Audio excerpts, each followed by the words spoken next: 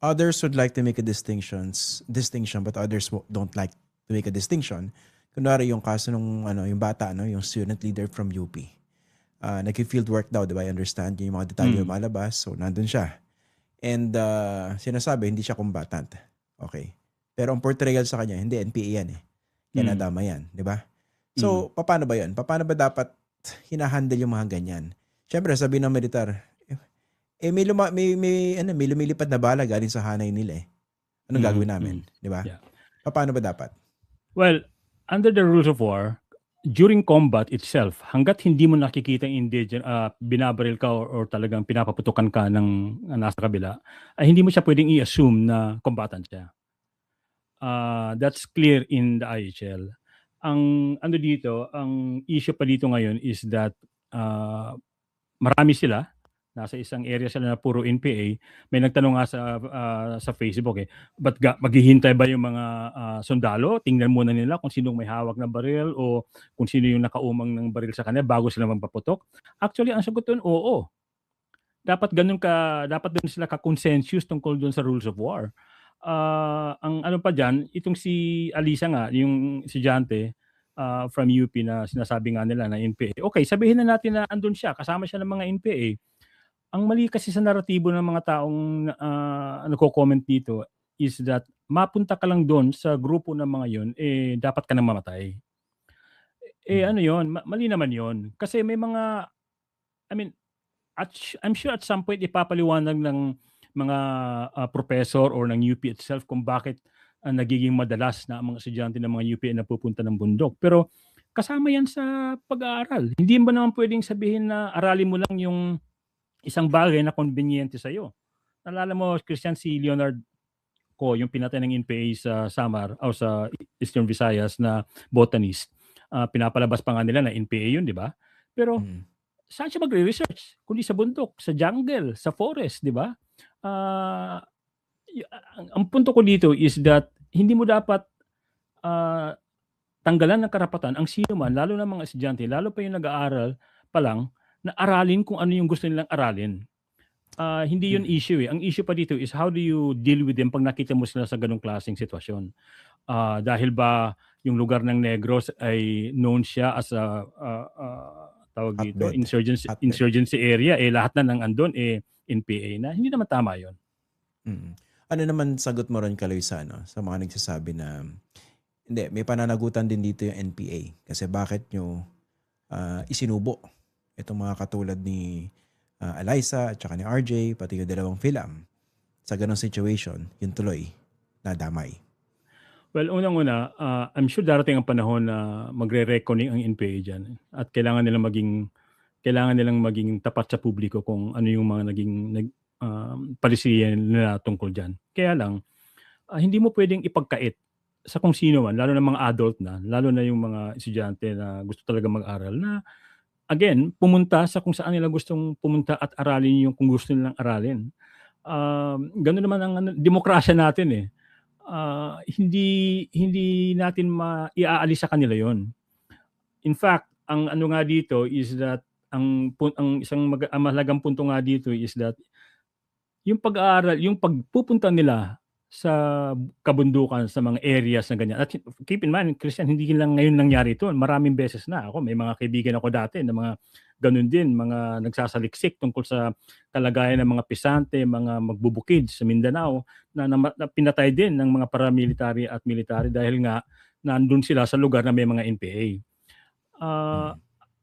Kailangan aralin yung mga nangyayari doon. Like in the case of Negros, ang isang napakahalagang konteksto nito, Christian, alam mo to, alam naman ng marami ito, pero minsan nakakalimutan natin na yung Negros na yan ay isa yan sa pugad ng napakatinding kahirapan. Noon pa man, panahon pa ni Marcos.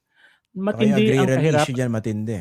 Oo, agrarian issue, ang dami-daming mayaman dyan ng mga asyendero. Ang dami-daming mga tinatawag nilang Panginoong may lupa na naghahari-arihan hanggang ngayon. Napakarami dyan mga trabahante, mga sakada, mga ordinaryong mamamayan, ordinaryong magsasaka na talagang naghihirap mabuhay. Kung ganun yung kalakaran ng buhay nila, mas nagiging attractive ngayon yung pasok ng mga insurgent groups like the NPA. And this is the reason why ilang dekada na yung Negros na yan ay talagang sabihin na natin, ayokong gamitin itong word na ito, pugad talaga ng insurhensiya yan noon pa man. Dahil nga sa kahirapan, dahil sa matinding injustisya na nangyayari dyan. Ngayon, kung hindi aaralin ng mga estudyante yan, ng mga mamamahayag, ng mga gustong aralin ang lipunan, kung talagang gusto ng aralin yun, anong gagawin nila? So ang ako mismo bilang isang mananaliksik din at journalist din dati, Christian, kailangan mong pumunta kung saan yung kumbaga ground truth ang hanapin mo eh. Kailangan mong puntahan kung saan nangyayari yung dinodokumento mo. Hindi pwedeng basa ka na lang ng basa ng kung ano-ano, Google ka na lang ng Google. Kailangan mong puntahan. Sa konteksto ng Negros, kung gusto mong aralin ang napakatinding kahirapan dyan, ang napakatinding pang-aabuso sa mga residente at mga manggagawa, wala kang choice kundi puntahan talaga kung saan yung nakatira, yung mga naghihirap. At yun, ang problema mo doon ay hindi lang yung mahirap na puntahan yung mga lugar. Ang isang mas matinding problema mo doon ay, yun nga, ang tunggalian ng militar at saka NPA.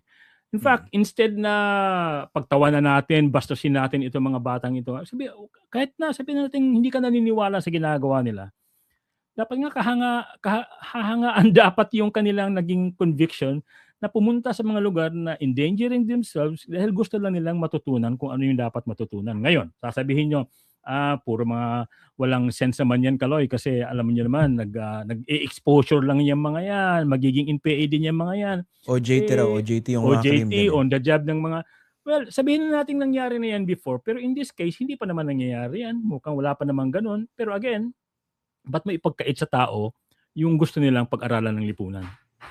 And so far, what do you think of how hindi, ito na lang tanong ko sa'yo. Ito kasi nung panahon ni Duterte, napapag-usapan natin ito, no? Yung responsibilities or expectations on the part of the rights bearers and the duty bearers. Yeah. Applicable ba yun dito? Oh yeah, definitely. Duty bearers in this case, the government, the Philippine military, the national government itself, na kailangan nilang panindigan yung commitment nila sa human rights and international law. Hindi sila pwedeng mag-blanket na assertions na mga NPA yan tapos ang usapan. Hindi yun eh. Under international law, kailangan mong magpresenta ng ebidensya, ng pruweba na itong mga napatay mo, itong mga pinatay mo ay talagang lumaban, ay talagang kumbaga justified yung kumbaga pagpatay sa kanila. Ang problema, Christian, dito, nabanggit mo na rin yung si Duterte at drug war, dito papasok uli yung mga nanlaban narrative na yan. May history ang gobyerno na mag-plant ng evidence.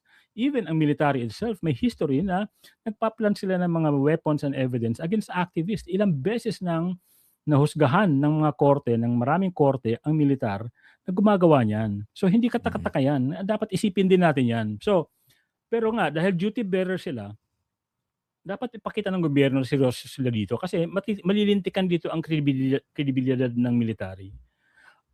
At siyempre, ma-undermine dito yung sinasabi nilang counterinsurgency operations nila. Sabihin na natin na hindi ko sinasabing naniniwala ako sa ginagawa nila, pero siyempre, karapatan naman ng gobyerno na ipagtanggol yung sarili nila sa mga insurgent groups. Kaya lang, it should be done under the laws of war. Hindi pwedeng bara-bara, hindi pwedeng ganyang klaseng behavior na hindi nga malinaw kung anong ginawa nila, pero mas lalo pa nilang pinapalabo by giving out information na mali-mali at medyo may pagka-disinformation pa.